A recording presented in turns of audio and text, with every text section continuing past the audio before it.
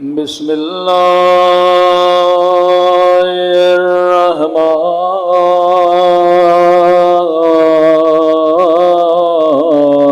الرحیم الحمد للہ رب العالمین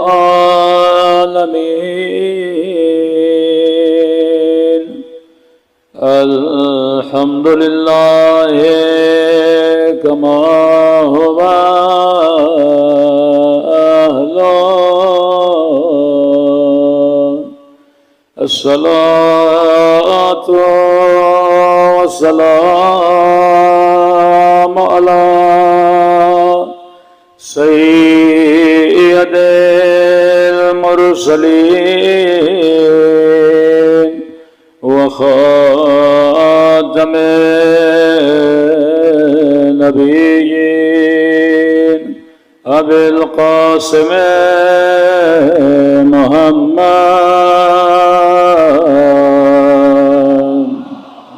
صلى الله وعلى آله الطيبين الطاهرين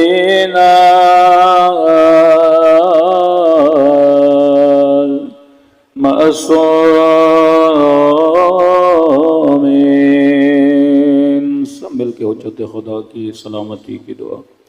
اللہم کلِ ولیک حجت ابن الحسن صلواتک وعلى آبائه في هذه وفي كل وليا وحافظا وقائدا ودليلا وعينا حتى تسكنه أرضك وتمتعه فيها برحمتك يا أرحم الراحمين۔ صلوات پڑھے محمد وآلہ۔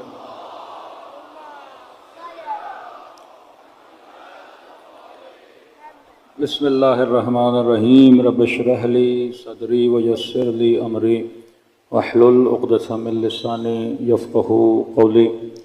اما بعد فقد قال سبحانہ وتعالی اہدنا الصراط المستقیم۔ صلوات پڑھے محمد وآلہ محمد۔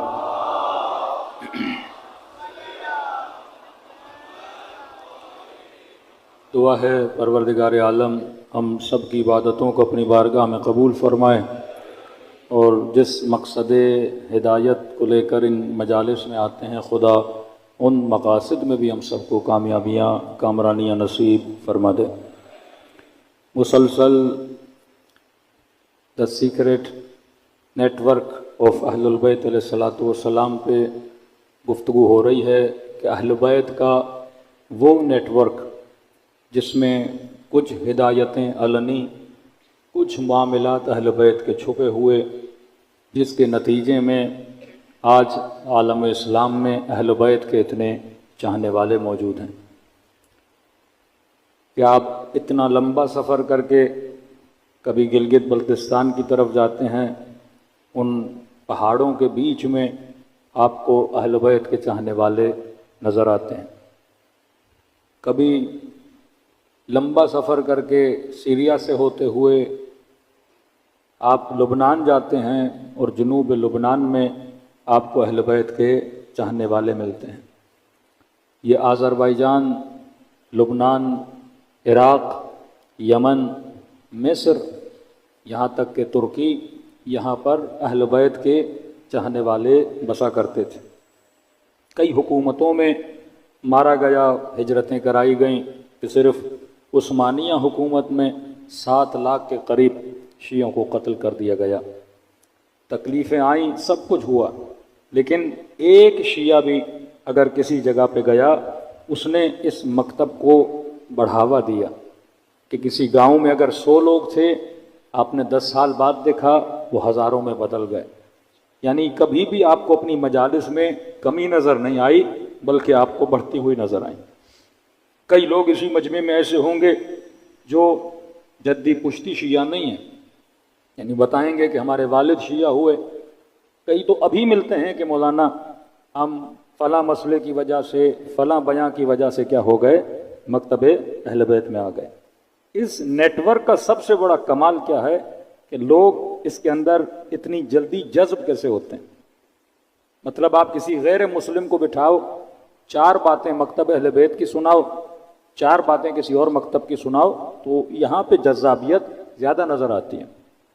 اور جس چیز کو سب سے زیادہ بین کیا جاتا ہے، مثلا عزاداری، صدام کو مسئلہ تھا عزاداری سے، جہاں پہ وہابی ہیں ان کو مسئلہ ہے عزاداری سے۔ آواز کی جو پہلے سیٹنگ تھی وہ صحیح تھی، صلوات پڑھے محمد والے محمد پر۔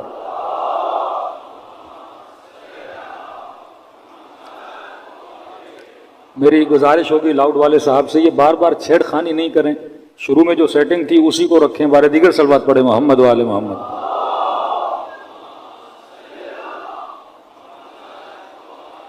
محمد وجل فرجہم۔ مختلف جگہوں پہ آپ دیکھتے ہیں کہ جب ایک بند، کیونکہ وہ تربیت اہل بیت نے ایسی کی، جناب اباذر غفاری کو نکالا گیا جناب عثمان کے زمانے میں، شامات میں بھیجا گیا، مطلب بھیجا بھی ایک ایسی جگہ گیا جہاں پہ دشمنان اہل بیت رہتے تھے، کہ مطلب یہ بندہ تبلیغ ہی نہ کر پائے۔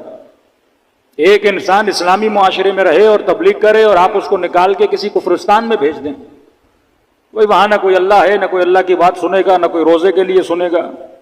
مثلا دن رات ایک بندے کو تبلیغ کا شوق ہو، آپ اسے بھیج دو مثلا کسی امریکن سوسائٹی میں، آسٹریلیا کے کسی شہر میں جہاں سارے کے سارے کرسچن رہتے ہیں، اب وہ وہاں کیا تبلیغ کرے گا حجاب کی؟ جرمنی کا ایک چرچ دکھایا کہ مولانا یہاں کا سب سے پرانا چرچ ہے، تو ہم نے کہا بھی کیا حال ہے؟ پتا چلا وہاں چرچ کو انہوں نے پب بنا دیا ہے۔ جن کے دین کا یہ حال ہو چکا ہے کہ جن کی عبادت گاہیں آج کلب اور پب بن رہی ہیں، اور ایسے معاشرے میں مثلا کسی کو بھیج دیا جائے تو وہ کیا تبلیغ کرے گا؟ لیکن یہ ابوذر غفاری تھے، جس علاقے شامات میں جناب ابوذر کو بھیجا گیا، آج اسی علاقے کو جنوب لبنان سے جانا جاتا ہے اور حزب اللہ لبنان سے جانا جاتا ہے۔ کس کی تبلیغ کا اثر ہے؟ یہ جناب ابوذر غفاری کی تبلیغ کا اثر ہے۔ یہ وہ نیٹ ورک کی ٹریننگز تھی اہل بیت علیہ السلام نے۔ اب ہمارے پاس کوئی بڑا جادو کی چھڑی تو نہیں ہے، سب سے بڑا ہتھیار جو خدا نے دیا ہے وہ عقل کا ہتھیار ہے۔ اس نیٹ ورک کی جہاں سے فیڈنگ ہوتی ہے وہ کیا ہے؟ عقل اور حکمت ہے، عدالت ہے، کہ ہم نے کسی بھی صاحب عقل بندے کو کہو کہ قاتل اور مقتول برابر ہیں، کہے گا نہیں۔ ظالم اور مظلوم برابر ہے، کہے گا نہیں۔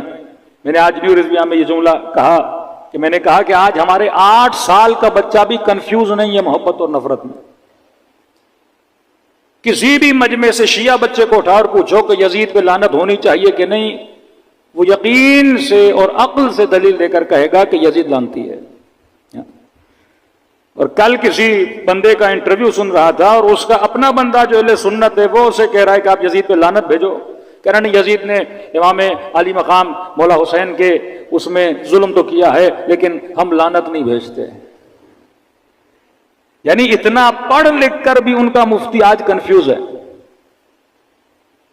کہ ٹک ٹاک پہ، فیس بک پہ، انسٹاگرام پہ 4-5 ملین سبسکرپشن حاصل کرنے کے بعد بھی ان کے اندر یہ صلاحیت نہیں ہے کہ قوم کو یہ بتا سکیں کہ قابل لعنت کون ہے اور قابل رحمت کون ہے۔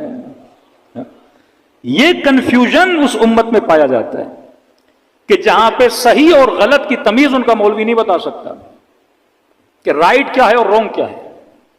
یہ سب سے بڑی برکت امام حسین کی کہ اہل بیت نے ہم مسلمانوں کو، جو شیعہ مسلمان ہیں، ہمیں یہ بتایا کہ غلط کو غلط کہنے کی صلاحیت رکھو، قوت رکھو، طاقت رکھو، ظالم کو ظالم کی للکار اپنے وجود میں پیدا کرو، اور مظلوم کی حمایت تمہارے وجود کے اندر ہونی چاہیے۔ اور یہی ہمت کربلا تھی کہ آج بھی اسرائیل کے مقابلے میں اگر ڈٹ کے کوئی کھڑا ہے، علی کا چاہنے والا کھڑا ہے۔ آج بھی استعمار کے مقابلے میں اگر کوئی ڈٹ کے کھڑا ہے، یہ کوئی دو رائے نہیں ہے، کسی سے جا کے پوچھ لیجئے کہ آج حماس کا لیڈر اگر کسی کا شکریہ ادا کرتا ہے تو وہ سید علی کا شکریہ ادا کرتا ہے، سید حسن کا شکریہ ادا کرتا ہے کہ یہ ہمارے ساتھ کھڑے رہے۔ یہ حوصلہ، یہ ٹریننگ ان نسلوں کو کہاں سے ملی؟ یہ فلسفہ کربلا سے ملی۔ تبھی اس فلسفے میں اتنی اٹریکشن ہے، کیونکہ یہ فیڈ لیتا ہے۔ میں نے کل بھی کہا نوجوان اس کو گرافک سے بنا سکتے ہیں، نیٹ ورک آف اہل البیت۔ اس نیٹ ورک کو چلانے والے اہل البیت اور قرآن جہاں سے فیڈ لے رہا ہے وہ عقل اور حکمت۔ اس نیٹ ورک کا قانون امر بالمعروف نہی عن المنکر، اس نیٹ ورک کے افراد کا آپس میں رشتہ، محبت اور بغض، ان کی محبت ایک، ان کا بغض ایک۔ انی سلم لمن سالمکم، ہم اور اس سے محبت کریں گے جس سے حسین نے محبت کی، ہم اور اس سے نفرت کریں گے جس سے حسین نے نفرت کی۔ جو علی کا دشمن وہ ہمارا دشمن، جو زہرا کا دشمن وہ ہمارا دشمن، جو حسن کا دشمن وہ ہمارا دشمن، جو حسین کا دشمن وہ ہمارا دشمن، چاہے کسی بھی حسب کا ہو، کسی بھی نسب کا ہو، کوئی بھی اس کا رشتہ ہو، ہمارا جو تعلق بنتا ہے وہ محبت اور نفرت کی بنیاد پہ بنتا ہے۔ اور فرمایا اس نیٹ ورک کا ما حاصل کیا ہوگا کہ خدا تمہارے معاشروں میں عدالت کو قائم کروائے گا، اور اس کے نتیجے میں ظہور امام زمانہ ہوگا۔ اس نیٹ ورک کے مقابلے میں ایک اور نیٹ ورک ہے، جیسے نیٹ ورک کے ظلم بولیں، نیٹ ورک کے طاغوت بولیں، جو بھی یہ لفظ آپ بولیں آپ بول سکتے ہیں۔ نیٹ ورک شیطان، نیٹ ورک رحمان، کہ جب مولا کا صحابی لشکر یزید کے مقابلے میں جاتا ہے تو یہی جملہ بولتا ہے کہ ہم شیعت علی ہیں اور شیعت علی لشکر رحمان ہے۔ تو شیعت ابن زیاد ہے اور ابن زیاد کا شیعہ لشکر شیطان ہے، کیونکہ اس نیٹ ورک کے اندر جو باتیں ہیں، جو اصول بنائے گئے وہ قرآن کے اصول ہیں۔ اللہ کہتا ہے میری ظالم پہ لعنت ہے، یہ کہتے ہم یزید پہ نہیں بھیجیں گے۔ اللہ کہتا ہے میری جھوٹے پہ لعنت ہے، یہ کہتے ہم نہیں بھیجیں گے۔ اللہ کہتا ہے من قتل نفسا بغیر نفس او فساد فی الارض فکأنما قتل الناس جميعا، جس نے ایک بندے کو قتل کیا گویا پوری کائنات کو قتل کیا، یہ کہتے نہیں ہے ہم قاتل پہ لعنت نہیں بھیجیں گے۔ ذہنوں کو فری، یہی وجہ ہے کہ نسلیں بھاگ رہی ہیں۔ مرزا جیسے باغی بندے ان میں پیدا ہو رہے ہیں، ہمدرد جیسے لوگ ان میں پیدا ہو رہے ہیں، قادری جیسے لوگ ان کے اندر پیدا ہو رہے ہیں، کیونکہ انسان کا نا ہر قوم کو بیدار ہونے دو کہ ہر قوم پکارے گی ہمارے ہیں حسین۔ یہ بیداری کس کی بیداری؟ یہ فکر کی بیداری ہے۔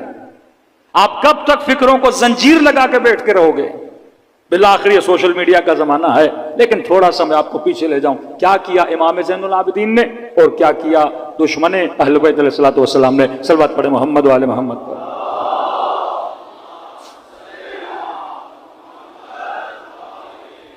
سب سے بڑا کام جو کل ہم نے عرض کیا کہ امام زین العابدین اس خفقان کے زمانے میں پہلا کام یہ کیا کہ سب سے زیادہ امام نے غلام خریدے اور بیچے، کہ جن کا عدد 50,000 کے قریب آتا ہے۔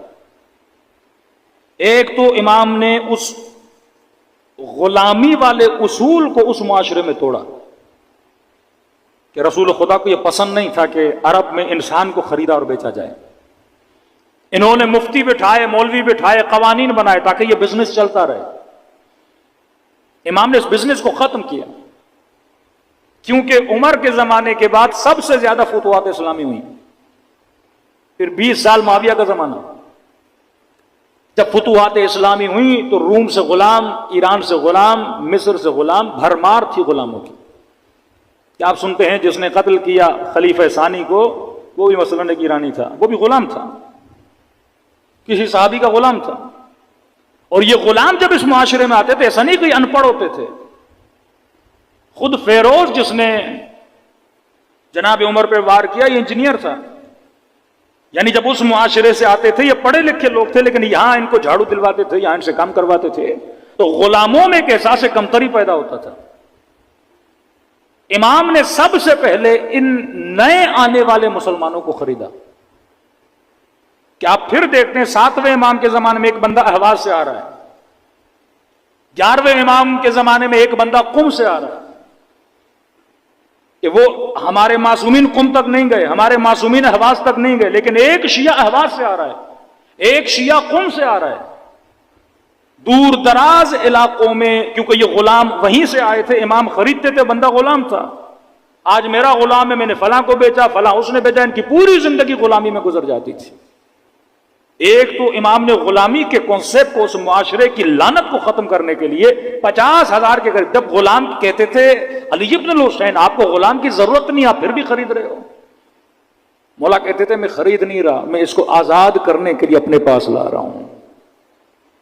1 سال سے زیادہ کسی غلام کو نہیں رکھا، 50,000 کے قریب غلام خریدے، آزاد کیے۔ یہی روش امام حسن کی تھی، یہی روش امام حسین کی تھی، یہی روش امیر المومنین کی تھی، اور یہی روش رسول خدا کی تھی کہ بلال کو خریدا اور آزاد کر دیا۔ کئی ایسے غلام خریدتے تھے، آزاد کرتے۔ جناب جون غلام امام حسین، امام حسین نے اسے کب کا آزاد کر دیا تھا، لیکن تربیت اہل بیت میں رہنے کے بعد یہ جانے کے لیے تیار نہیں ہوتے تھے۔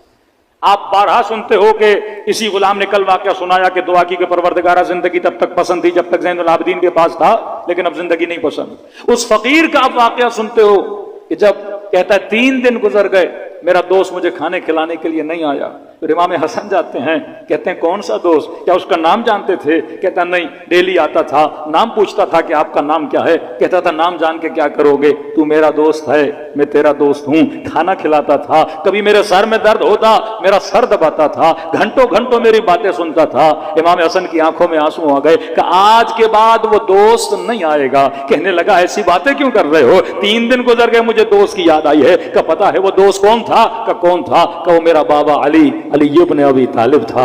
یہ سننا تھا۔ وہ کہتا مجھے امیر المومنین کی قبر پہ لے جاؤ، قبر پہ لے جاتے ہیں۔ امام حسن فرماتے ہیں جیسے قبر پہ گریا کر کے کہتا مولا اے کاش مجھے پتا ہوتا آپ میرے مولا ہے، میں نے کتنی گستاخی کی، آپ نے میرے سر کو دبایا، آپ نے اپنے ہاتھوں سے لقمہ کھلایا۔ کہتے ہیں یہ قبر کو گلے سے لگا کے ایک مرتبہ اس کی روح وہیں پہ کیا کر جاتی ہے، پرواز کر جاتی ہے۔ یہ رشتہ اہل بیت علیہ الصلوۃ والسلام کا فقیروں کے ساتھ، یہ رشتہ غلاموں کے ساتھ، کہ جناب زید کے لشکر میں سب سے زیادہ جن لوگوں نے شرکت کی وہ امام زین العابدین کے آزاد کردہ غلاموں کی شرکت تھی۔ دوسرا سب سے بڑا کام جس کی طرف توجہ کم جاتی ہے وہ ہے امام زین العابدین کی دعائیں۔ قرآن کی آیت ہے نا، خدا یہود کے لیے کہتا ہے کہ لعنہم اللہ، خدا نے ان پہ لعنت کی، یہودیوں کو کہتا ہے۔ کیوں لعنت کی؟ کیونکہ انہوں نے اللہ کے عہد کو توڑا۔ جب بندہ کہتا ہے نا اشہد ان لا الہ الا اللہ، یہ عہد ہے، میثاق ہے پروردگار عالم کے ساتھ۔ اشہد ان محمدن رسول اللہ، یہ میثاق ہے رسول خدا کے ساتھ۔ کہا انہوں نے عہد توڑا، موسیٰ کے ساتھ جو وعدہ کیا وعدے کو توڑا۔ وعدے کے توڑنے کے نتیجے میں اللہ کہتا ہے میں نے ان پہ لعنت بھیجی۔ لعنت بھیجنے کے نتیجے میں اللہ کہتا ہے ان کے دل قسی ہو گئے۔ وہ معاشرہ جس نے رسول کے ساتھ کیا ہو وعدہ توڑ دیا، وہ چاہے غدیر کا وعدہ ہو، وہ چاہے مودت اہل بیت کا وعدہ ہو، نتیجہ وہی ہے۔ اللہ کی سنت بدلتی نہیں۔ اگر موسیٰ سے کیا ہوا وعدہ امت توڑے گی تو خدا لعنت بھی کر رہا ہے، خدا ان کے دلوں کو قسی بھی بنا رہا ہے۔ پتھر ختم اللہ علی قلوبہم، دلوں پہ مہر لگ جاتی ہے۔ ایک وعدہ محمد سے کیا، اب ہم کہیں خلافت علی کا وعدہ، مسلمان کہیں دوستی کا وعدہ، چلو دوستی مان لو۔ ایک وعدہ مودت کا کیا کہ یا رسول اللہ ہم آپ کی آل سے محبت کریں گے، لیکن امت اس وعدے کو توڑتی ہے، نبی کی بیٹی کو تکلیف دیتی ہے، حسن کے جنازے پہ تیر چلاتی ہے، حسین کے گلے کو سرزمین کربلا پہ کاٹتی ہے۔ نتیجہ کیا؟ لعنت تو آئی ان کے اوپر، لیکن نتیجتاً دل کیا ہو گئے؟ قسی ہو گئے۔ دل جب نرم ہوتے ہیں تب جا کے ہدایت ملتی ہے۔ اب امام زین العابدین ایک ایسے معاشرے میں قاسیۃ القلوب، ایک ایسا معاشرہ ہے جو قسی القلب معاشرہ ہے۔ اس معاشرے کو زین العابدین ہدایت کیسے دیں؟ کربلا کے میدان میں تبلیغ کرنے والا کوئی عام مولوی نہیں، حسین ابن علی ہیں۔ کتنے خطبے امام حسین نے کربلا میں، لیکن اثر نہیں ہو رہا ان کے دلوں پہ، کیونکہ وعدہ توڑا ہوا ہے، دل قسی ہو چکے ہیں۔ امام زین العابدین اس معاشرے کی اصلاح کیسے؟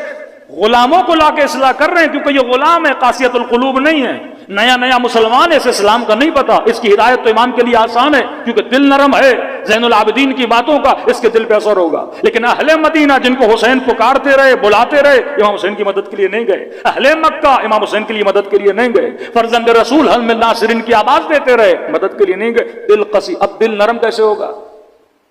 دل نرم ہوتا ہے توبہ سے، دل نرم ہوتا ہے آنسوؤں سے۔ یہ ذکر حسین کیوں ضروری ہے، غم حسین کیوں ضروری ہے؟ کہ امام حسین نہیں چاہتے ان کے شیعوں کے دل سخت ہو جائیں، تبھی اتنی روایتیں ہیں رو رلاؤ۔ مجھے دنیا کا ایک مکتب دکھاؤ جن کے پاس اتنے آنسو ہیں جتنے حسینیوں کے پاس ہیں۔ یہ دنیا کی واحد قوم ہے جو رونے میں بھی خوش ہوتی ہے، مس کرتی ہے کہ امام حسین پہ میں نے رونا ہے، اس رونے میں اس کو لذت و سکون ملتا ہے۔ ساری قوموں کے پاس علم ہے، قلم ہے، جہاد ہے، توبہ کے آنسو ہیں، لیکن کسی قوم کے پاس غم حسین کا آنسو نہیں ہے۔ یہ صرف خدا نے آپ کو دیا ہے تاکہ ہمارے دل کیا نہ ہو جائیں، قسی نہ ہو جائیں۔ اتنی دعائیں پڑھی تاکہ ان کے دلوں کو کیا کیا جائے، نرم۔ یہ ٹریننگ دے رہے ہیں امام زین العابدین۔ کبھی بازار میں جاتے ہیں، مجمع میں، تاکہ لوگ روئیں، ان کے دل نرم ہوں۔ یہ روئیں گے نہیں تو ان کو ہدایت کیسے ملے گی؟ اے کسائی بتا، تو نے حیوان کو ذبح کرنے سے پہلے پانی پلایا تھا؟ کیوں ضرورت ہے سوال کرنے کی مولا؟ اور بیچ بازار میں جا کے سوال کر رہا ہے۔ کوئی دوسرا امام آپ کو نظر آتا ہے کہ وضو کرتے ہوئے روئے، کسی جوان کی شادی میں جائے روئے، کسی چھوٹی بچی کو دیکھے روئے، بازار میں جائے کسی حیوان کو ذبح ہوتے ہوئے دیکھے روئے، کسائی گوشت دے رہا ہے گوشت کو دیکھ کے روئیں؟ کوئی امام نہیں ملتا، کیونکہ امام کا زمانہ قاسیت القلوب کا زمانہ ہے، دل قسی ہو چکے ہیں شہادت حسین کے بعد۔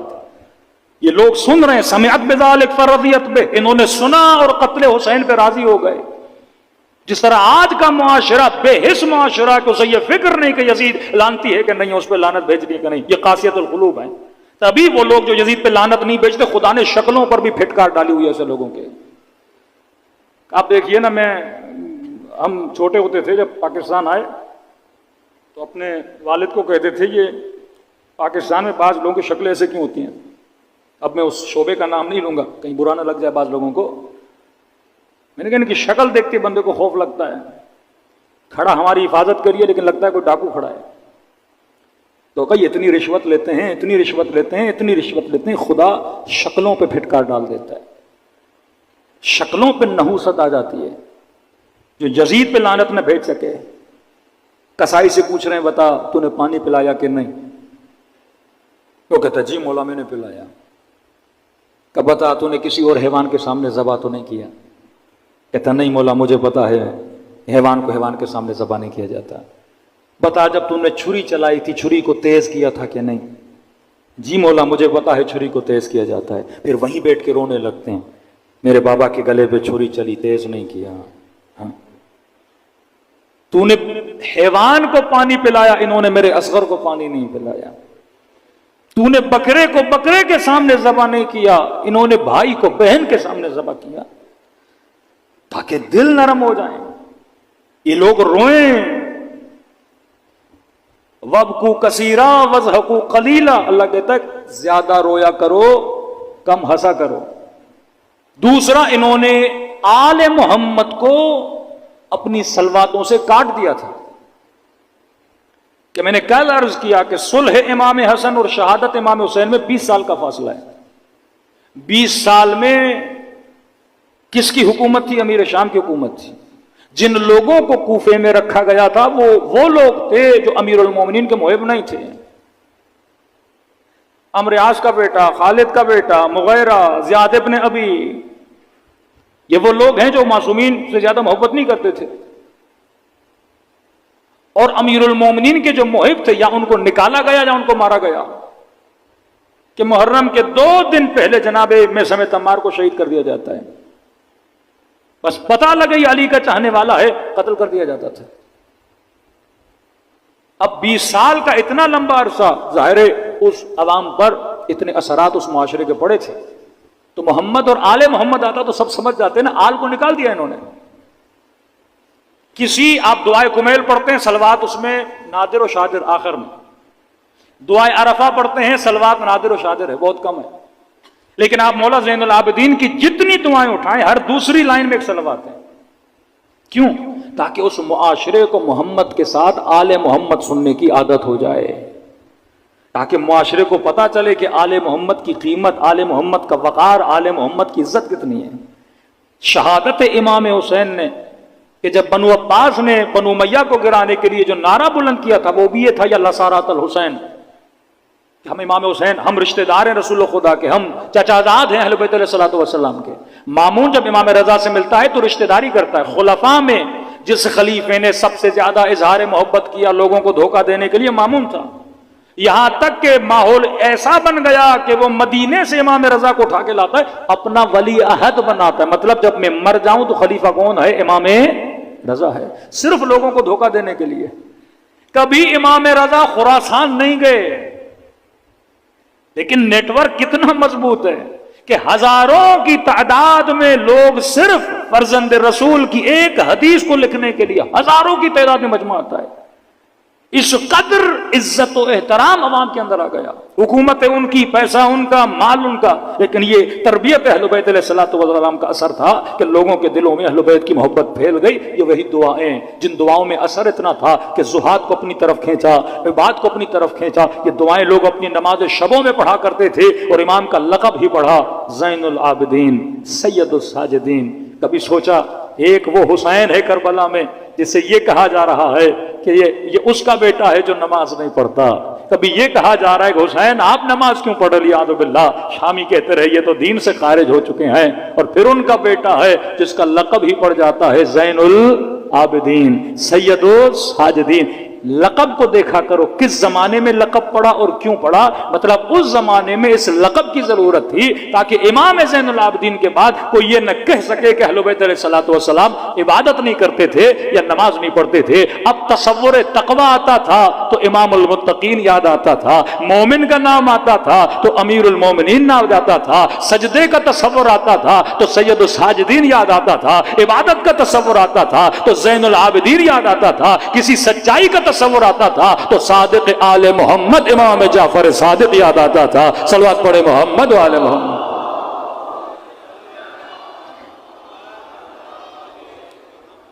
دوسرا کام جو امام زین العابدین نے کیا وہ اپنی دعاؤں کے ذریعے، مطلب یہ ہمیں ٹریننگ دے رہے ہیں، جب کبھی مجلس کے ذریعے تبلیغ کرو، اپنے زمانے کو دیکھو. آج شاید ایک مجلس کا اتنا اثر نہ ہو جتنا سوشل میڈیا کی ایک پوسٹ کا اثر ہو. آج شاید گھنٹے کی مجلس اتنا اثر نہ رکھے جتنا 2 منٹ کا کلپ اثر رکھے. تو یہ تمہارے اندر کہ سیاست العباد کے ہر زمانے میں کس طرح تم نے کام کرنا ہے، یہ اہل بیت نے سیکرٹ چیزیں بتائی ہیں کہ کبھی ہارڈ وار کا زمانہ ہے، کبھی سافٹ وار کا زمانہ ہے. ابھی جنگ نرم ہے، جنگ سخت نہیں ہے. پہلے یہ تھا کہ وہ ملک طاقتور ہے جس کے پاس ایٹم بم ہے، جس کے پاس اسلحہ ہے، جس کے پاس فوج سب سے زیادہ ہے. آج نہیں ہے. آج جس کے پاس ٹیکنالوجی ہے، آج جس کی اکنامک سب سے زیادہ مضبوط ہے، لوگ اس کی طرف کھنچتے ہوئے جاتے ہیں. آج جس کے پاس یہ جو مختلف ٹیکنالوجیز آ رہی ہیں، انفارمیشن کا زمانہ ہے، ڈیٹا کا زمانہ، جس کے پاس ڈیٹا سب سے زیادہ، انفارمیشن سب سے زیادہ، وہ انسان کامیاب ہے.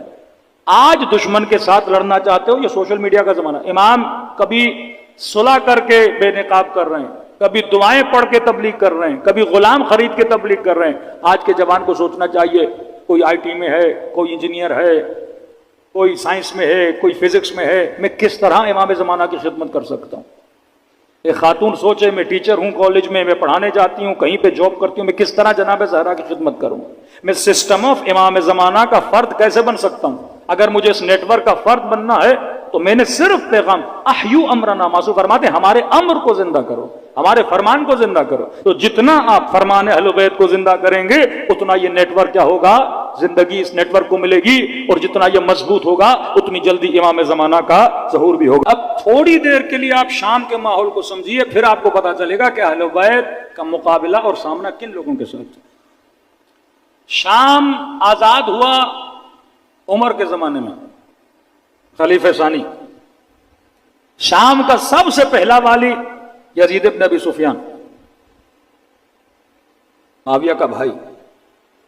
اس کے بعد خلیفہ بنا معاویہ ابن ابی سفیان. اس کے بعد خلیفے بنے یزید، یزید کے بعد پھر معاویہ. مطلب شامیوں نے علی نہیں دیکھا، شامیوں نے رسول نہیں دیکھا. آپ سمجھو آپ ایک نئے ملک کو فتح کرتے ہو، اور جب سے ملک فتح ہوا ان کے حکمران بنو امیہ تھے. ایک اسلام کا ورژن مدینے میں تھا جنہوں نے رسول کو دیکھا تھا، ایک اسلام کا ورژن مکے میں تھا جنہوں نے رسول کو دیکھا تھا، ایک اسلام کا ورژن کوفے میں تھا جنہوں نے علی کو بھی دیکھا، حسن کو بھی دیکھا، اور خلفاء کو جانتے تھے وہ لوگ، کیونکہ آنا جانا تھا. مدینے والے لوگ یہاں آتے تھے، یہ وہاں جاتے تھے. اس شہر کو آباد غالباً سعد بن ابی وقاص سے کس نے آباد کیا؟ یہ شہر کوفہ رسول خدا کے زمانے میں نہیں تھا، رسول کے بعد یہ شہر آباد ہوا، اور اتنی کثرت سے آباد ہوا کہ اس میں بڑی بڑی آبادی آئی. اب شام کے لوگ وہ ہیں جنہوں نے رسول دیکھا نہیں، جنہوں نے علی دیکھا نہیں، جو علی کو جانتے نہیں. اب شامیوں کو جو بنی امیہ نے بتایا وہی علی تھا ان کے ذہن میں.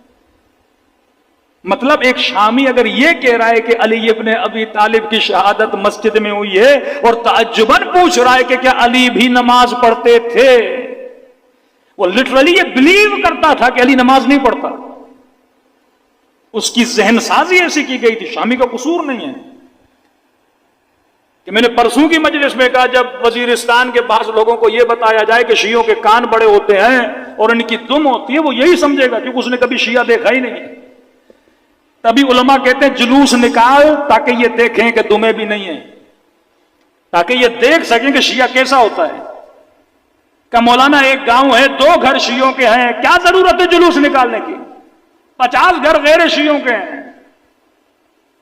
یہ جلوس مارکیٹنگ ہے آپ کی،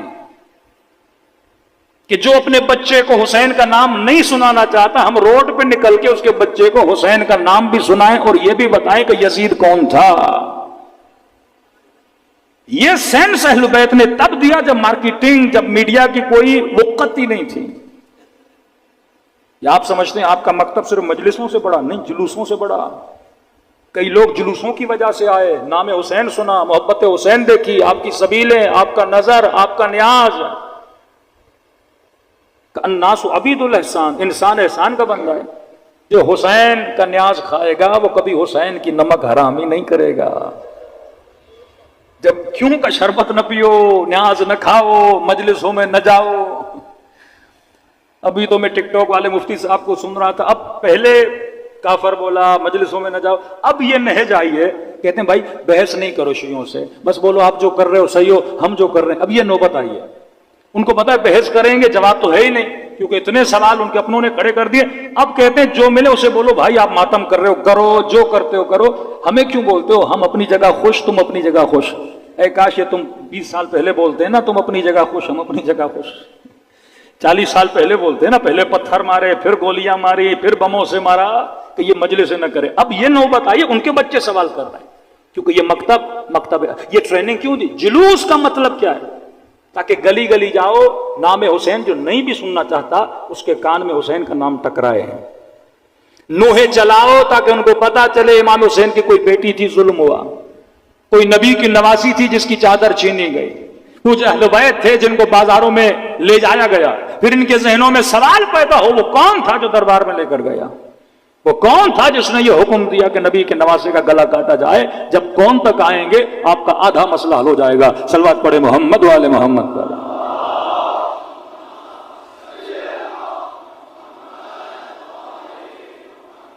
20 years، 20 سال کا زمانہ، جس 20 سال میں امیر المومنین کے چاہنے والوں کو قتل بھی کیا گیا، جس 20 سالوں میں آل رسول کے لیے تبلیغ بھی کی گئی.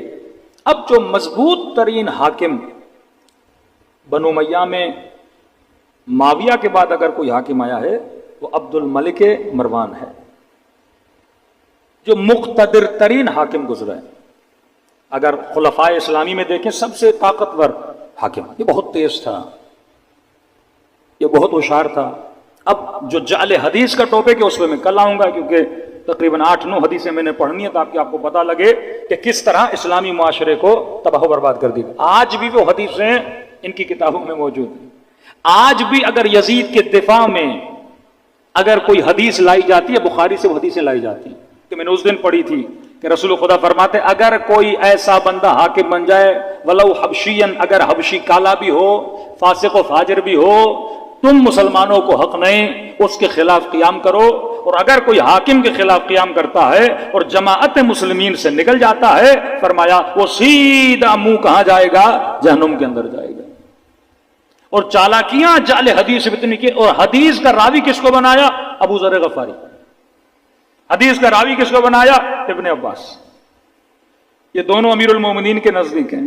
اب وہ ابو ذر غفاری جو جناب عثمان کا سخت ترین مخالف تھا، جس کی وجہ سے جناب ابو ذر غفاری کو نکالا گیا اور تبعید کی گئی، اور یہ حدیث کس سے لاتے ہیں؟ ابو ذر غفاری سے، کہ کچھ مسلمان گئے ربضہ میں جناب ابو ذر غفاری سے ملنے گئے اور کہا ابو ذر غفاری ہم چاہتے ہیں کہ آپ قیام کریں، ہم آپ کے ساتھ چلیں۔ ابو ذر غفاری نے کہا نہیں، میرے رسول نے فرمایا ہے حاکم کیسا بھی ہو، کچھ بھی ہو، اس کے خلاف قیام نہیں کرنا، اور ہم جماعت مسلمین سے نکل گئے تو کہاں چلے جائیں گے؟ جہنم میں چلے جائیں گے۔ حالانکہ وہ بندہ جو خود مخالف رہ چکا ہے اور وہ کہہ رہا ہے کہ قیام نہیں کرنا۔ کبھی ابن عباس سے جوڑتے ہیں، کبھی ابو ذر غفاری سے، یعنی بھرمار ہے مسلم اور بخاری میں ایسی حدیثوں کی کہ جو صراحتاً قرآن کی آیتوں کی مخالفت میں ہیں، کہ خدا کہتا ہے یرثھا عبادی الصالحین، میں زمین کا ورثہ کن کو دیتا ہوں؟ اپنے صالح بندوں کو دیتا ہوں۔ لیکن یہ کیا کہہ رہے ہیں کہ کوئی فاسق بھی ہو، کوئی فاجر بھی ہو، کوئی شرابی بھی ہو، کوئی زانی بھی ہو، وہ بھی حاکم بن جائے۔ اور یہاں تک حدیث لائی کہ جب یہ مسلمان مر جائے گا، اللہ ایسے کہے گا، یہ کل سارے متون آپ کے سامنے پڑھوں گا، اللہ ایسے کہے گا کہ یہ بتا تم نے گناہ کیوں کیا؟ تو کہیں گے پروردگارا تو نے کہا کہ میرے انبیاء کی اطاعت کرو، ہم نے کی، تو نے کہا میرے رسول کی اطاعت کرو، ہم نے کی، اور آپ کے نبی نے کہا کہ حاکم فاسق بھی ہو، فاجر بھی ہو، اس کی اطاعت کرنی ہے۔ تو پروردگارا ہم نے گناہ تو کیے، اب وہ گناہ ہماری گردن پر نہیں ہے، گناہ حاکم کے گردن پر ہیں۔ تو کہتے ہیں اللہ اس کو کہے گا اچھا چلو یہ بات صحیح ہے، ان کو جنت میں لے جاؤ۔ مطلب اللہ کو بھی پتہ نہیں ہوگا، یہ اللہ کو سمجھائیں گے کہ آپ کے نبی نے یہ کہا ہے، اور اللہ ان کو کہے گا کہ آپ جنت میں چلے جاؤ۔ مطلب امت نے حاکم کے کہنے پر جتنے گناہ کیے امت بری و ذمہ ہے۔ جس طرح آج کل مسیحی کہتے ہیں حضرت عیسیٰ سولی پہ چڑھ گئے، اور جتنے ہم گناہ کریں گے عیسیٰ وہ سزا جو ہے ساری بھگت کے گئے ہیں، اور ہم سارے حضرت عیسیٰ کی وجہ سے کہاں جائیں گے؟ جنت میں چلے جائیں گے۔ تبھی امت میں یہ احساس ہی پیدا نہیں ہوا کہ ہم نے خلیفے کے خلاف اٹھنا ہے، یا ہم نے بادشاہ کے خلاف اٹھنا ہے، یا ہم نے کبھی ٹوکنا بھی ہے، یا ہم نے کبھی مخالفت بھی کرنی ہے، یا ہم نے کبھی اس کے فسق و فجور پہ بات کرنی ہے۔ پھر کہتے ہیں ان حدیثوں کی روشنی میں حسین ابن علی کو قیام نہیں کرنا چاہیے تھا۔ جب اصحاب رسول مدینے میں خاموش تھے، پھر ہم سوال کر سکتے ہیں نا واقع ہررا کیوں ہوا؟ مولا حسین شہید ہو گئے، پھر رسول کا صحابی شام جاتا ہے، یزید کی حرکتوں کو دیکھتا ہے، پھر شام سے واپس مدینے آتا ہے، پھر مدینے والوں کو کہتا ہے کہ جو حسین کہہ رہے تھے وہ صحیح تھا۔ پھر یہاں پہ امام زین العابدین ان کا پھر ساتھ نہیں دیتے۔ پھر جو واقع حرہ میں ہوا، کعبۃ اللہ کی توہین ہوئی، مسجد نبوی میں گھوڑے کھڑے کر دیے گئے، 3 دن مدینے کو حلال قرار دیا گیا۔ اس وقت بھی کردار امام زین العابدین کہ آل مروان کو اس وقت اگر پناہ لینی پڑی تو امام زین العابدین کے گھر میں لینی پڑی۔ صلوات پڑھے محمد و آل محمد۔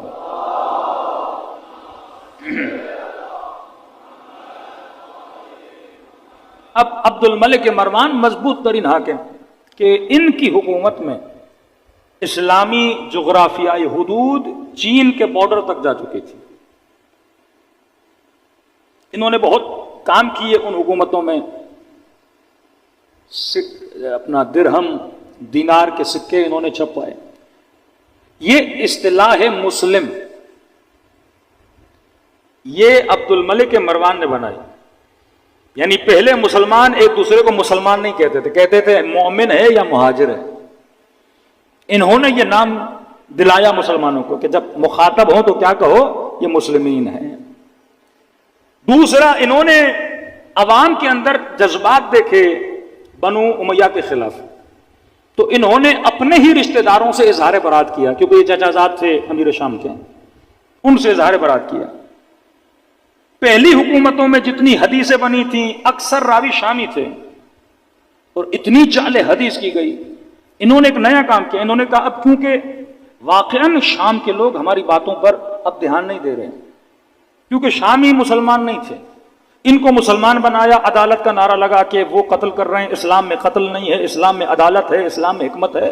انہوں نے دیکھا بھائی آپ بھی وہی کام کر رہے ہو، کعبۃ اللہ کو کوئی گرا رہا ہے، وہی قتل، وہی غارت، تو لوگوں کے اندر بھی احساس بیزاری پیدا ہوا۔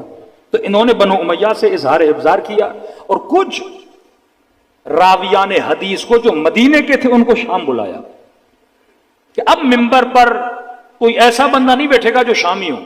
لوگوں کا بھروسہ جیتنے کے لیے مدینے سے بندہ بلایا، اس کا نام بھی کل بتاؤں گا، صحابی رسول، اسے بلایا تاکہ اب وہ لوگوں کو حدیث سنائے کہ رسول خدا نے یہ کہا، رسول خدا نے یہ کہا، تاکہ اہل شام کو یقین ہو کہ یہ کیا کہہ رہے ہیں، سچ کہہ رہے ہیں۔ ان کو پوری اور نیٹ ورک عبد الملک مروان کا اتنا مضبوط تھا، اگر یہ کوئی فیصلہ کرتے تھے، کہتے ہیں ودن 6 months پورے عالم اسلام کی حدود میں وہ فیصلہ پہنچ جاتا تھا۔ اب مدینے میں حکومت عبداللہ ابن زبیر کی، ان دونوں کا آپس میں ٹکر ہوتا ہے۔ اب شام کے لوگ مدینے جانا چاہتے ہیں، ان کو پتا ہے کہ ہم نے 20 سال یا اتنے سال شامیوں کو مدینے نہیں جانے دیا، شامیوں نے کبھی اصحاب رسول کی حدیثیں نہیں سنی۔ اب اگر کوئی شامی مدینے چلا جاتا، رسول خدا کی بات کو سنتا، یہ بڑا تعجب کرتے تھے۔ ایک شامی مدینے آتا تھا، امام زین العابدین سے ملتا تھا، فوراً اس کا مائنڈ چینج کرتے، ہم نے جو سنا ہے ویسا تو کچھ بھی نہیں ہے۔ امام حسن سے ملتے تھے، گالیاں دیتے تھے، لیکن امام حسن کا کردار دیکھتے تھے، پریشان ہو کے پوچھتے تھے، ارے جو ہمیں بتایا گیا وہ اور ہے، جو ہمیں دکھایا جا رہا ہے وہ اور ہے۔ جنگ صفین میں آتے تھے، امیر المومنین سے ملتے تھے، یہ فوراً بدل جاتے تھے، ارے جو ہمیں کہا گیا وہ علی اور ہے، جو ہم دیکھ رہے ہیں وہ علی اور ہے، جو حسن بتایا گیا وہ اور ہے، جو دکھا رہے ہیں وہ اور ہے۔ بالکل اسی طرح آج جو شیعہ ان کو بتایا گیا وہ اور ہے، حقیقت میں جو شیعہ ہے وہ اور ہے۔ اس قدر مضبوط ان کا پروپیگنڈا تھا، لہٰذا عبد الملک نہیں چاہتا تھا کہ یہ لوگ مدینے جائیں۔ تو کہتے ہیں ایک حدیث اس نے بنوائی، جعلی حدیث، کسی نے حدیث بنائی کہ رسول خدا نے فرمایا کہ صرف 3 مسجدیں احترام والی نہیں ہیں، مسجد اقصیٰ کا بھی بہت بڑا احترام ہے، اور فرمایا جب نبی معراج پر گئے تھے تو اس پتھر پہ پاؤں رکھ کے گئے تھے، جو پتھر کہاں ہے، مسجد اقصیٰ میں ہے، اور اس پتھر کی عبادت کرنا بالکل ایسے ہے جیسے خانہ خدا کی طواف کرنے عبادت کرنا، تاکہ یہ شامی مدینے نہ جائیں۔ یہ سارے شامی کہاں جاتے تھے؟ فلسطین جاتے تھے، صرف اس نیت سے کہ اگر ہم مکے نہیں جا سکتے تو وہی ثواب ہم کہاں کمانے جائیں؟ ہم فلسطین میں کمانے جائیں۔ صلوات پڑھے محمد و آل محمد پر۔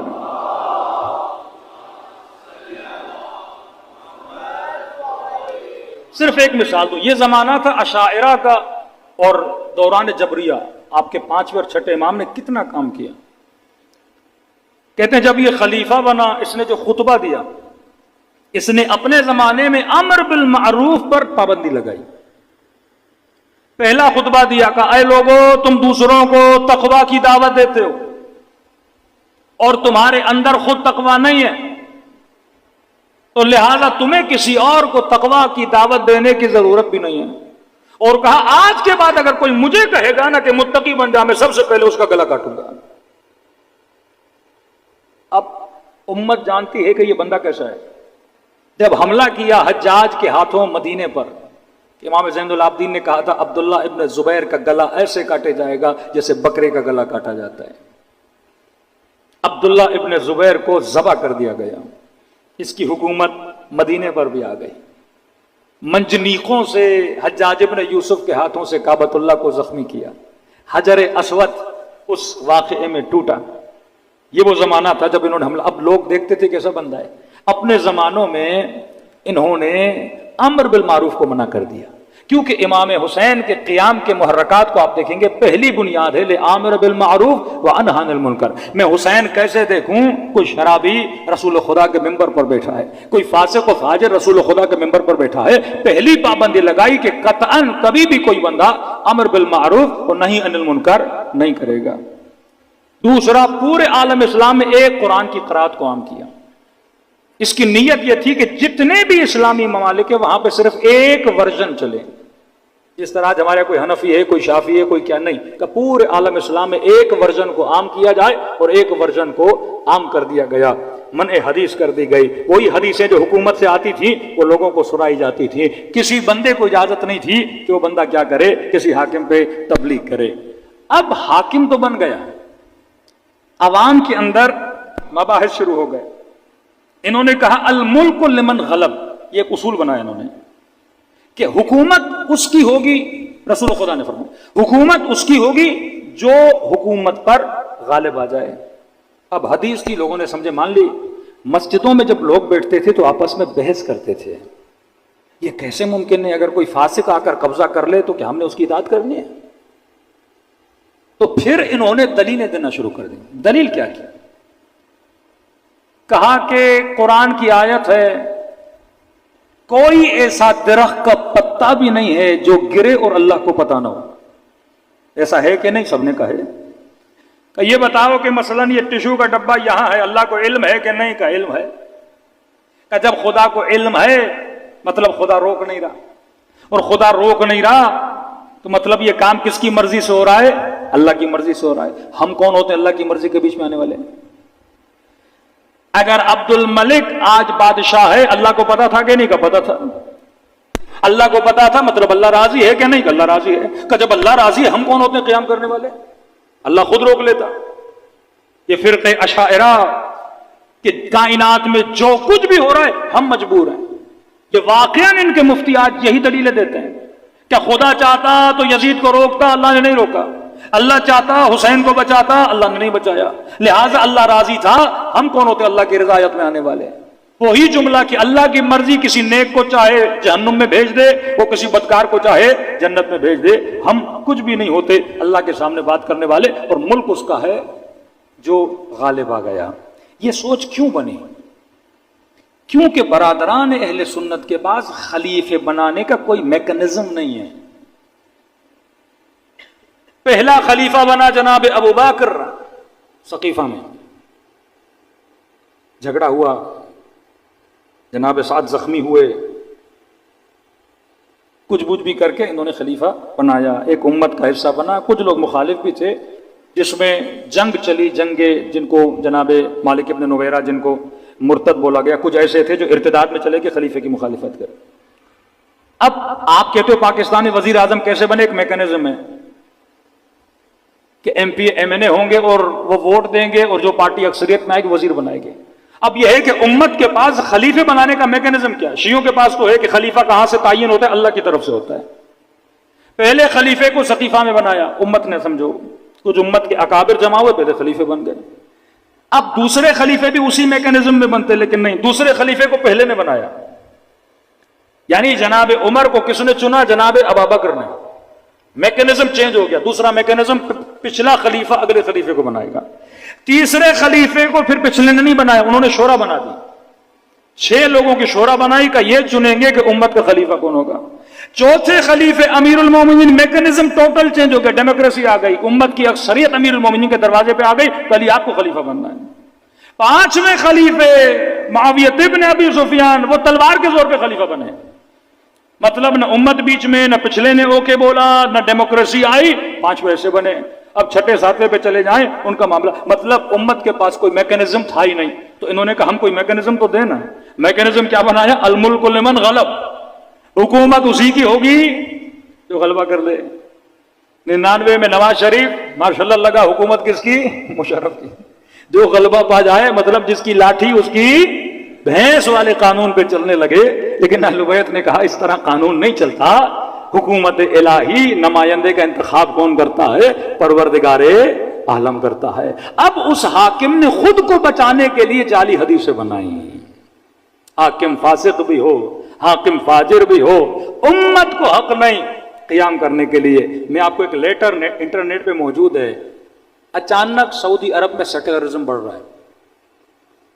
اب آپ سوچئے 40 سال سے جن لوگوں کو نماز کا درس, حجاب کا درس, قرآن کا درس, اللہ کا درس, دین کا درس, یہ حرام ہے, یہ حلال ہے, یہ کرو, یہ نہ کرو, اچانک سے وہاں پہ سنیما کھلے, کلب کھلے, جوا کے اڈے کھلے. اب ظاہر ہے ایک قوم کی آپ تربیت کرتے اور اچانک آپ اپنی ہی تربیت کے اگینسٹ چلتے ہو تو لوگوں میں اعتراضات اٹھتے ہیں. سعودی عرب میں دیندار طبقے نے اتنا اعتراض کیا کہ کیا ہو رہا ہے سعودی عرب میں کہ آج یہ ٹک ٹاک کے مفتی قطعاً ایک لفظ نہیں نکالتے. یہ وہی حکومت پرور ذہن ہے, امر بالمعروف کی عادت ہی نہیں ہے کہ برے کو برا کہنا, نہیں, برا اپنا بھی ہے تو کوئی بات نہیں, اس کی تعریف کرو. آفیشل لیٹر نکلا مفتیوں کا سعودی عرب کا, انٹرنیٹ پہ موجود ہوگا. اور اس لیٹر میں انہوں نے لکھا کہ ہمیں پتا ہے کہ ملک میں جو ہو رہا ہے وہ غلط ہے، جوا خانے نہیں کھلنے چاہیے، شراب خانے نہیں کھلنے چاہیے، انڈیا سے ڈانسر لوگوں کو ناچ گانے کے لیے نہیں بلانا چاہیے، ہالی ووڈ کی بے حیا عورتوں کو اس سرزمین مقدس پہ نہیں آنا چاہیے۔ ہم عوام کے جذبات بھی سمجھتے ہیں، جو کچھ ہو رہا ہے ہمیں بھی پتا ہے غلط ہو رہا ہے، لیکن یہ یاد رکھنا رسول خدا نے فرمایا ہے خلیفہ کیسا بھی ہو اس کے خلاف قیام نہیں کر سکتے، اس کے خلاف زبان نہیں کھول سکتے۔ وہ جانے، اللہ کا معاملہ جانے، تم مسجد حرام میں نمازیں پڑھتے رہو، تم روزے رکھتے رہو۔ یہ سوچ بلڈ کی گئی۔ اب جس معاشرے میں یہ سوچ ہو وہ معاشرہ کبھی انقلابی معاشرہ، وہ نہ ڈیموکریسی میں خود کو بدل سکتا ہے نہ اسلام کے اعتبار سے خود کو بدل سکتا ہے۔ لیکن آپ دیکھتے ہیں تشیع کو اہل بیت نے ایسا نیٹ ورک دیا کہ اتنے مضبوط ترین شاہ ایران کو ایک امام زمانہ کا ماننے والا، ایک فرزند زہرا کا اور ان کے عقائد کو ماننے والا کس طرح شاہ کی کرسی کو اٹھا کر پھینکتا ہے، اور 40 سال سے زیادہ ہو گئے نظام اسلامی کو قائم کیا ہوا ہے۔ اسرائیل کی آنکھوں میں آنکھیں ڈال کے بات کرتے ہیں، استعمار کی آنکھوں میں آنکھیں ڈال کے بات کرتے ہیں۔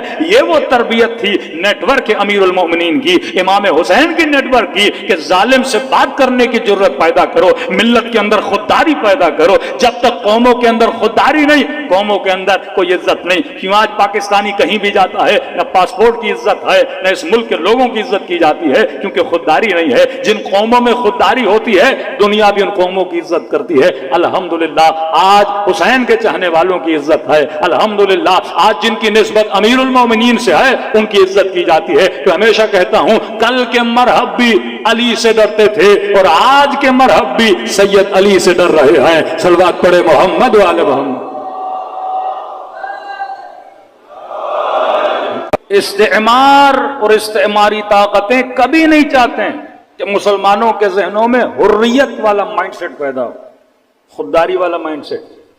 شاہ فیصل مارے گئے، بھٹو مارے گئے، جو بھی انسان استعمار کے سامنے کھڑا ہونا چاہتا ہے وہ چاہے کسی بھی فرقے سے ہو اسے مار دیا جاتا ہے، کیونکہ یہ فکر اہل بیت ہے۔ ابھی یہ فکر الحمدللہ پیدا ہو رہی ہے۔ آج کسی پڑھے لکھے مسلمان کو یہ حدیثیں دکھاؤ گے نا کہ ظالم فاسق پتہ نہیں کیا کیا آ جائے، اس کے خلاف مطلب بات بھی نہ کرو اس کے خلاف۔ میں بعض اوقات ایک میرے کسی سفر میں مسلمان بھائی میرے ساتھ تھے، تو انہوں نے کہا اہل بیت کو معصوم مانتے ہیں۔ میں نے کہا بندہ خدا کی قسم ہمارے ہاں 14 معصوم ہیں۔ میں نے کہا آپ نے 1 لاکھ کو معصوم بنا دیا ہے۔ ہمارے یہاں کتنے معصوم ہیں؟ 14۔ عدالت صحابہ کا کانسیپٹ کیا ہے؟ رسول کے 1 لاکھ صحابی تھے، کا 1 لاکھ کے 1 لاکھ معصوم۔ میں نے کہا ہمارے ہاں معصوم وہ جس کو خدا نے یہ طاقت دی ہے کہ وہ گناہ نہیں کرتا، وہ معصوم۔ لیکن آپ کے ہاں یہ ہے کہ گناہ کرے بھی تب بھی معصوم ہے۔ تو کمال کی تعریف ہے۔ ایک مصر کے عالم کہتے واقعا ہمارا عقیدہ شیعوں سے 2 قدم آگے۔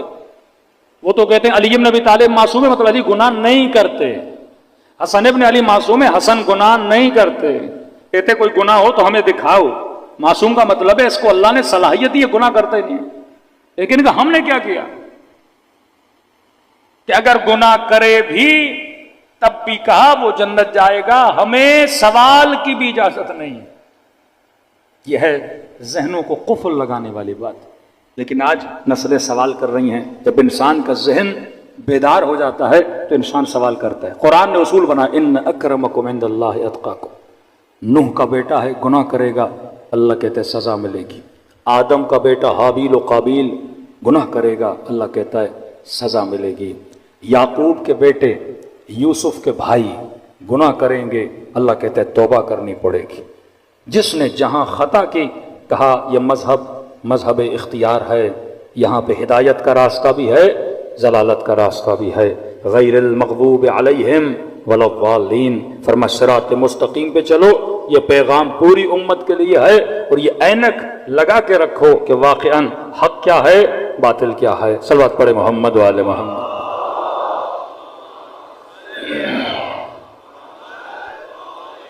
محمد وعجل فرجہم۔ تو مضبوط ترین نیٹ ورک اہل البیت علیہ الصلوۃ والسلام، عقلانی ترین نیٹ ورک آپ کو دیا، ایک میکنزم دیا کسی کو چننا ہے، ہمارے ہاں امام کے لیے بھی شرط عدالت، علم، عصمت.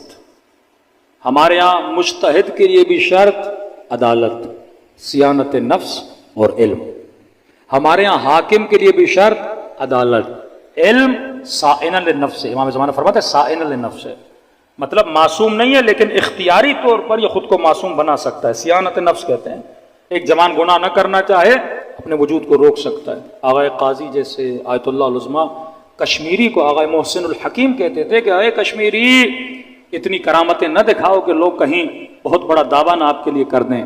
آغا کشمیری کہتے تھے میں مجبور ہو جاتا ہوں کرامت دکھانے پر، 100 بار دلیلیں دیتا ہوں کہ اہل بیت کے پاس علم غیب تھا لیکن اگلا بندہ ماننے کے لیے تیار نہیں ہوتا.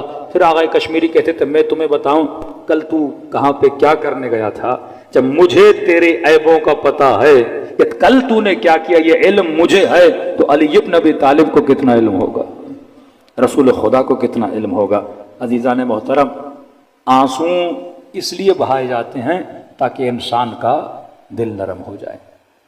میں فلسطین کے یتیم بچوں کے لاشیں دیکھوں نہ روں. ایک فلسطین کا باپ ہے، اس کا کلپ بڑا وائرل ہو رہا ہے.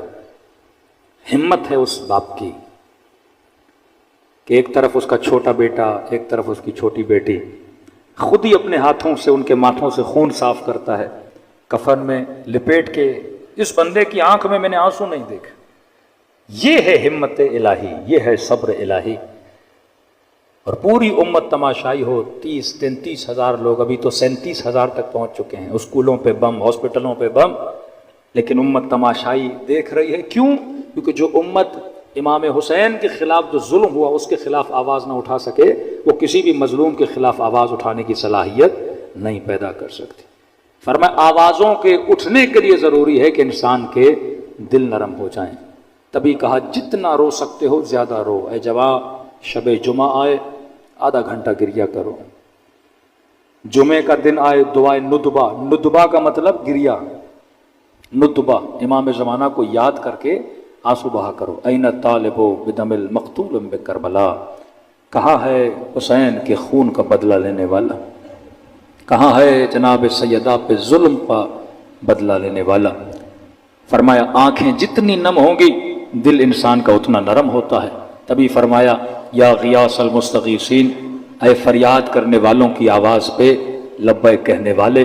کہ معصوم فرماتے ہیں خدا کو گنہگار کا رونا ملائکوں کی تسبیح سے زیادہ پسند ہے. آئیے دلوں کو کربلا کی طرف روانہ کریں، سلام کریں ان شہداء پر جنہوں نے اپنی جانوں کو ہماری اصلاح کے لیے، امت کی اصلاح کے لیے قربان کیا. السلام علی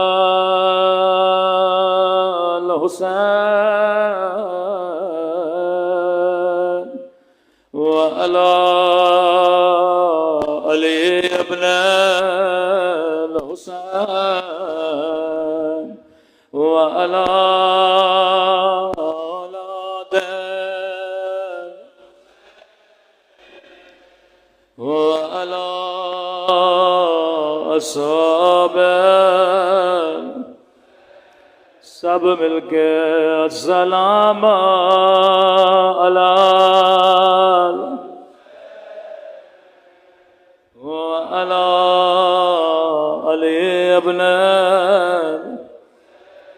آواز تھوڑی بڑھا دیں سب مل کے السلام علی وعلی علی ابن وعلی اولاد الحسین وعلی اصحاب. ایسے سلام کرو جیسے سکینہ نے سلام کیا تھا.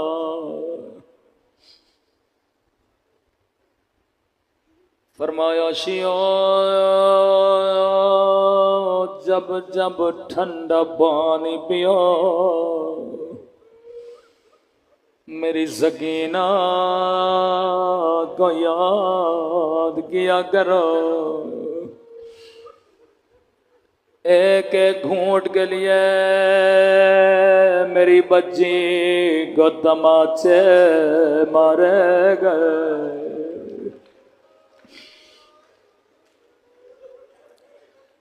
ربط مصیبتوں قبولیت دعا کے لیے سکینہ سے بڑا کوئی وسیلہ نہیں۔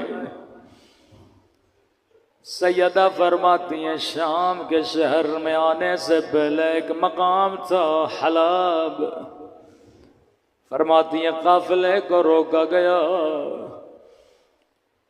40 گھوڑے سوار تھے۔ جب قافلہ رکا شدید گرمی، شمر نے پانی کا مشکیزہ لیا اور اپنے سپاہیوں کو پانی پلانے لگا۔ بی بی فرماتی ہیں سکینہ زین العابدین کی گود میں تھی، آہستہ سے کہا بھیا اگر اجازت دو میں اس سے تھوڑا پانی مانگوں، مجھے بڑی پیاس لگی ہے۔ امام نے فرمایا سکینہ یہ بڑا ظالم ہے، یہ تجھے پانی نہیں دے گا۔ کہ بھیا مانگوں شاید تھوڑا رحم آئے، میرے خشک ہونٹوں کو دیکھے، شاید تھوڑا پانی پلا دے۔ مولا فرماتے میں نے کہا سکینہ جا کہیں قیامت کے دن یہ نہ کہے بچی نے پوچھا نہیں تھا۔ تصور کر کے رونا، خدا تجھے شام میں ننھی سی قبر کی زیارت نصیب کرائے۔ روایت کے جملے آئے، ننگے پاؤں آہستہ آہستہ چلنے لگے، لئی کے قریب آئے، کہنے لگی مجھے تھوڑا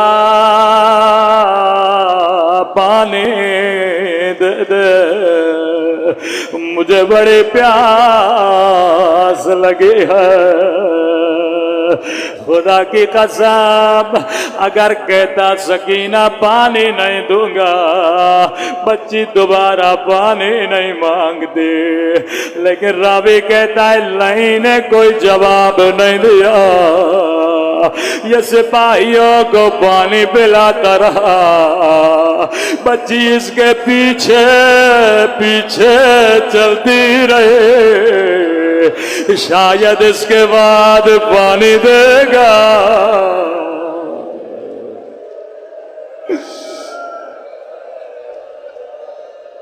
شاید اس کے بعد مجھے پانی دے گا۔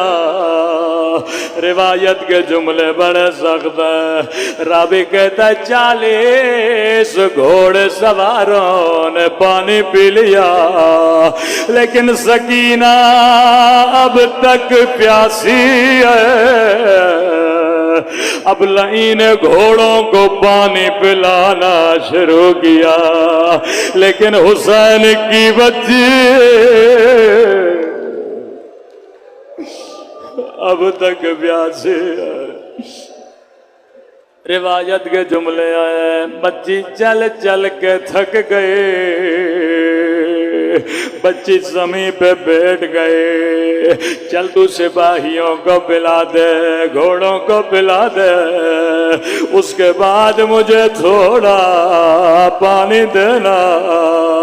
اب روایت کے جملے بڑے سخت ہیں، راوی کہتا ہے بچی زمین پہ بیٹھی تھی، یہاں شمر پانی کا مشک لے کے سکینہ کی طرف بڑھا، بچی نے اپنے ہاتھوں سے چلو بلایا کہ مجھے تھوڑا پانی دے دے۔ روایت کے جملے بڑے سخت ہیں، لئی نے پانی سارا زمین پہ پھینک دیا، سکینہ نے خود کو زمین پہ گرایا، او میرا غریب الوطن بابا، او میرے پیاسے بابا،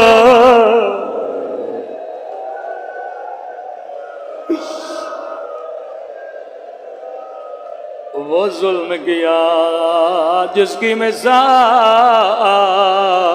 تاریخ میں نہیں ملتی. فرمایا شیو جب جب ٹھنڈا پانی پیو میری سکینہ کو یاد کیا کرو. چوتھے امام فرماتے ہیں دوسری وہ منزل جو میں کبھی نہیں بھولتا. کون سی منزل؟ کبھی بچی کو پانی کے لیے رلایا گیا، کبھی بچی کو کھانے کے لیے رلایا گیا.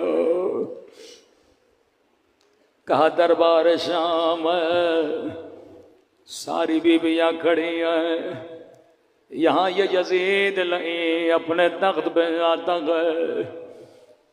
اللہ جانے شمر لئیں اس کے کانوں میں کیا کہتا ہے. یہ لئیں ایک مرتبہ قیدی بیویوں کو دیکھنے لگتا ہے. میں کہوں یزید تو اندھا ہو جاتا، کبھی علی کی بیٹیوں کو نہ دیکھتا. پہلا سوال کرتا ہے بتا حسین کی بچی کون ہے؟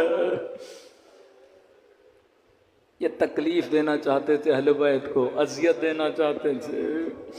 اتنے بھرے مجمع میں شمر سکینہ کی طرف اشارہ کرتا ہے، لائیں جیسے بچی کو دیکھتا ہے. پہلا سوال کرتا ہے بچی بتا تیرا نام کیا ہے؟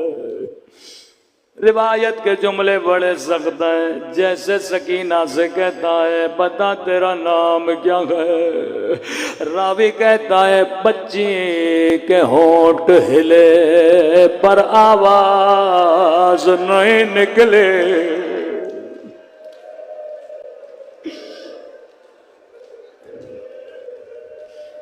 40 سال ایسے میرے مولا خون نہیں روئے. دوبارہ پوچھا میں تجھ سے پوچھ رہا ہوں بتا تیرا نام کیا ہے؟ راوی کہتا ہے پھر بچی کے ہونٹ ہلے پر آواز نہیں نکلی. تیسری مرتبہ غصے میں کہتا ہے مجھے جواب کیوں نہیں دیتے؟ یا امام زین العابدین کی آواز آتی ہے او لئیں بچی بتا تو رہی ہے لیکن گردن کی رسی بڑی تنگ ہے. بچی کی آواز کیسے نکلے؟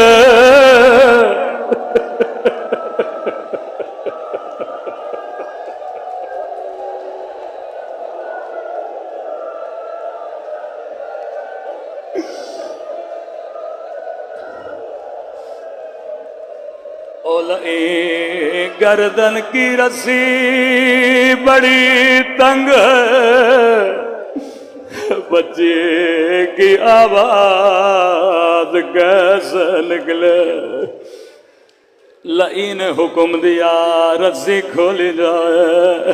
جیسے رسی کھلی بچی سے پوچھا دھیمی سی آواز میں کہا میرے بابا مجھے پیار سے سکینہ بلایا کرتے تھے. لئی نے دیکھا بچی کے ہونٹ خشک گئے، چہرے پہ نیلے داغ ہے. کہتا ہے سکینہ تیرے چہرے سے لگتا ہے تو نے کئی دنوں سے کچھ کھایا نہیں ہے. کہتا ہے سکینہ کئی دنوں سے کچھ نہیں کھایا، بتا جب تجھے بھوک لگتی تھی تیرا بابا تجھے کیا کھلاتا تھا؟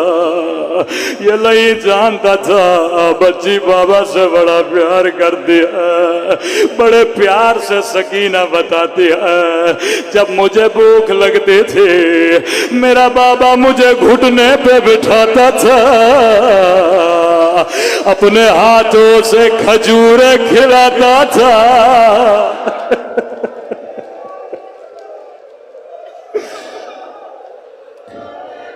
مجھے نہیں پتا آگے پڑھوں یا نہ پڑھوں، لیکن آج نہ پڑھو تو کب پڑھو. امام زین العابدین فرماتے ہیں اے ذاکر میرے شیعوں کو بتا تاکہ پتا چلے کیسے کیسے مظالم ہوئے. نہیں کہتا ہے ادھر آ میں تجھے کھجور دوں گا. امام زین العابدین کو دیکھا کہ سکینہ چلی جا کہیں یہ نہ کہے ہم نے پوچھا تھا پر بچی نے بتایا نہیں تھا.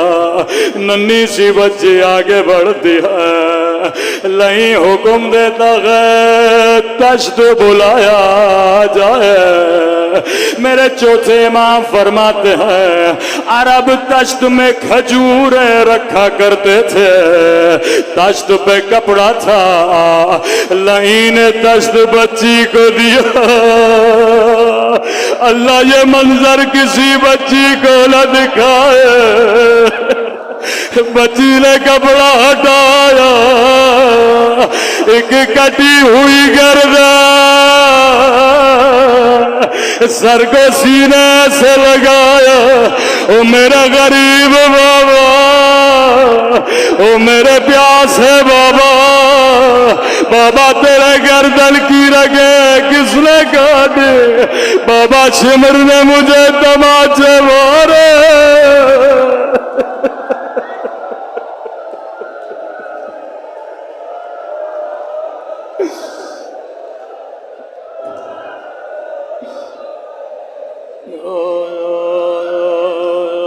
میرے 3 دن کے پیاسے بابا،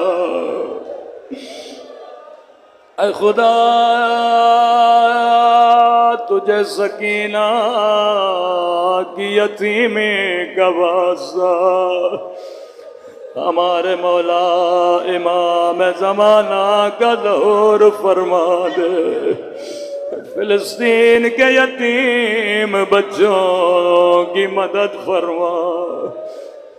اے خدا قبر کی پہلی رات شفاعت حسین نصیب فرما. ہم سب کے صغیرہ کبیرہ